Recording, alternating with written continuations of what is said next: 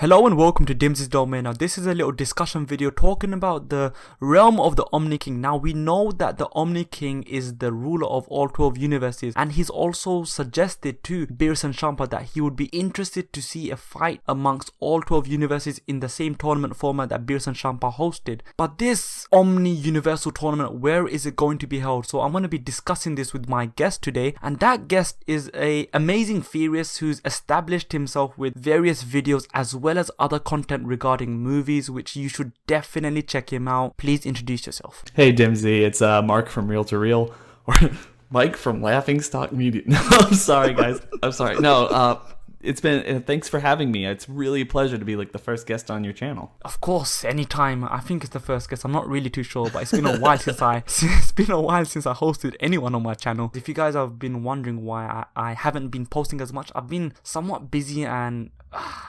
overcome with the amount of stuff I need to do. So for the next few weeks I'm not going to be posting as regularly, but because I have Mark here from Real to Real Productions, this needs to be an occasion. Now we're going to be talking about this new realm, the home of the Omni King. We know there's going to be a tournament, and where it's going to be held, it must be in the realm of the Omni King. So the realm of the Omni King has to be situated in a tactical position for him to oversee things, assuming that it's all about range and sight, similar to the Dragon Raider, the Super Dragon Raider, and the fact that it seems that the universes are enclosed in spherical bubbles forming a circular shape, with the twin universes being adjacent to each other whilst sharing the same color. It only makes sense that it's in the middle because that's where the best range is, and that's where I think the Omni King's realm is going to be. Do you have anything to add or any points to say? I actually kind of do. This is not something I've actually seen a whole lot of people talk about. So when you actually approached me with this situation or this,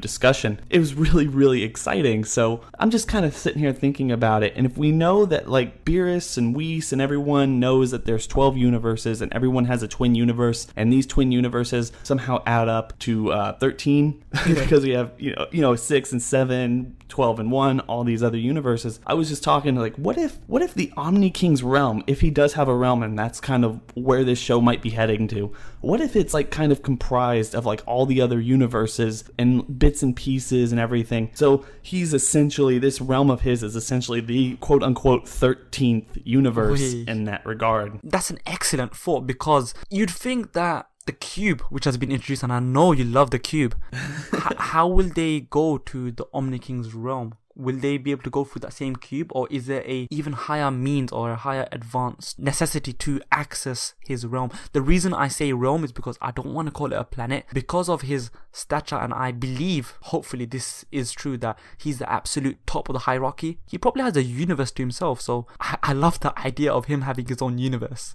The 13th universe. Well, yeah, I definitely don't think the cube is how they're going to get into this Omni King realm that we're talking about here. I think it's just going to be something completely different or out off the wall. So something like Beerus or Champa, Whis or Vados or any of the other gods of destruction have to actually get an invitation from the Omni King himself. That's how I would imagine this actually being. Yeah, if I want to add on to that, I would say that because those two attendants next to him who act as bodyguards from episode 41. Was it 41? I'm not sure. Yeah, 40 and 41. They act as bodyguards. What if he sends an attendant who can also act as a vessel of transport to his specific realm? Now, this is where I guess I'm going to go into more of a theory, prediction, speculation. I could be completely wrong. People are going to probably, when the time comes and when it's released or unveiled, they're going to come and comment on the day and say, hey DIMZY, you're wrong, you're stupid. But I think that because, as I said, it's all about range and he has to oversee everything, what if there are 12 giant mirrors or some sort of screens corresponding to each universe so that the universe can be monitored extensively? More specifically, the authority figures responsible for that said universe, for example, Beerus, the god of destructions, the Kais, the god of creations, etc. I think that his realm is going to be all about making sure all other realms are completely in working order. Oh, it's interesting that you say that, and I don't want to get way too off topic, but I definitely think that if that's the truth, and Champa and Beerus are both getting kind of, talked about, like kind of punished or something, or talked down to because they've been lazy, it is actually really interesting to think that Beerus is being lazy because he's kind of relied on people like Majin Buu and Frieza to do his work for him. They've been destroying planets and everything. Obviously, he's kind of talked to some people he knew about Majin Buu or the Namekians or anything that was happening in his universe. Maybe Champa the same. We honestly just don't know whether or not that's true.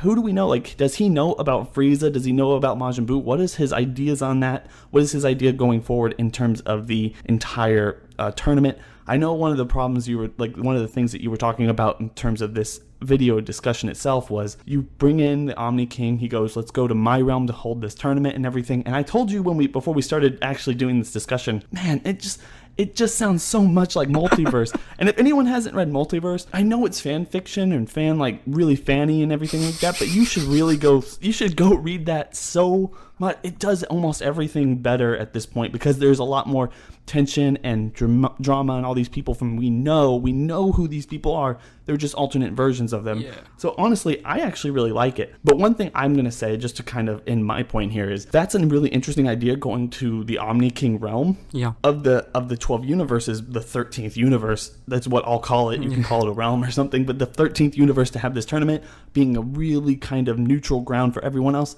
One thing I would really like to see is kind of what they did in Yu Yu Hakusho during the Three Kings arc, is instead of having one tournament ground, what if they had like tournament grounds and, like you said, 12 monitors looking at the entirety of the tournament, just that room itself, right? Everyone goes to watch the tournament in that room, and people fight in other universes. Like, that's where the rounds are, those where the rings are. See, if I want to add on to that, it's made abundantly clear that with Goku and Vegeta, when they reach the level of power that they are eventually probably have already reached, they need a planet to themselves. So I want the ring to be the size of a planet where the spectators are somewhere else watching the action through a monitor, but I want the ring to be absolutely massive so they can go all out. Exactly. And the thing I would say about that is Dragon Ball Super has already brought up this whole concept of universe busting power levels and everything. It would be really interesting and have these really strong competitors actually fight on a universal scale, one-on-one against each other, kind of what we saw in the Battle of Gods arc or the Battle of Gods movie to some degree, but just them having the entire universe, or like a segment of the entire universe, as who they are in this actual fight, while everyone watches from the Omni King's realm. That's how I would like to see it, although fighting in the Omni King realm would be really awesome as well. See, that's the exact way I want it as well, but knowing the way Dragon Ball Super is, they're going to probably introduce other attendants, these retainers, to be even more powerful, or get Whis, Vados, or the necessary attendant for each God of Destruction to make an even stronger barrier. So it's going to still be enclosed in the same small amount of space, but with a very strong barrier. And that's what I would hate if they don't expand when they have the opportunity to make it massive, absolutely massive. Yeah, I feel like it would be, in terms of having a 13 or 12 or so universe battle royale tournament style, if it's not on a universal scale, at least to some point, whether it's the Omni King's realm or rings in each tournament, and then everyone just kind of watching from that in a safe distance from whatever realm that he stays at, in terms of like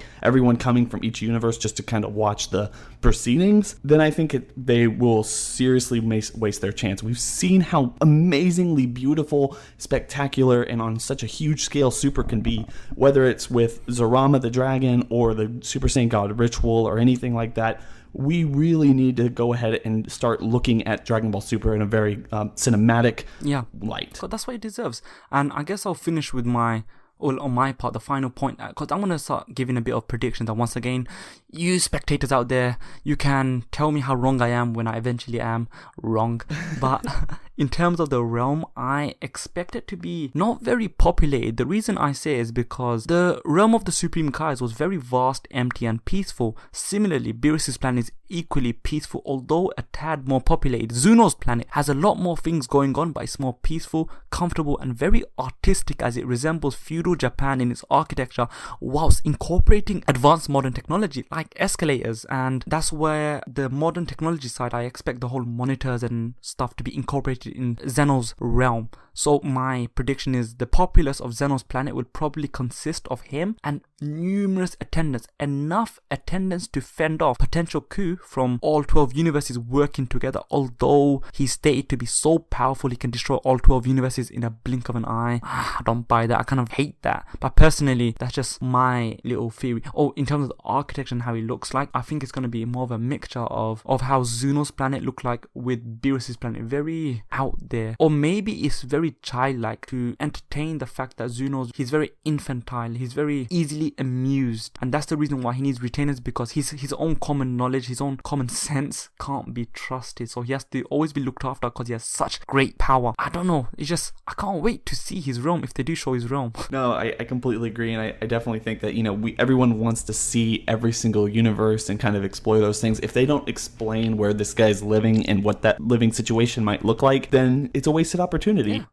An absolute wasted opportunity. We know that from Dragon Ball, every time they introduce someone who's higher in the hierarchy of power and authority, they show the living quarters in some capacity, whether it be Kami, King Kai, Supreme Kai, Grand Kai, even Beerus. So we need to see Zeno's quarters. We need to see the headquarters of the leader of the 12 universes. But that's me finished. Do you have any more final points you want to add in? No, I'm good. Thank you for having me on, DIMZY. Anytime. I urge every single one of you, if somehow you guys are subscribed to me and not subscribed to Mark from Real to Real, please check him out. Check out his numerous amount of theories, his amazingly exciting projects, and at the same time, check out where I've been featured on the debates, which are very serious, topical conversations which will entice and encourage a lot of discussion. Yes, exactly. The most serious of serious Dragon Ball debates. Dragon Ball, anything you want. Very serious. Anyway, I urge you to leave me a like, share, comment, subscribe this video. Subscribe to Real to Real. You may now exit DIMZY's domain. Thank you and goodbye. Peace. And goodbye. Peace.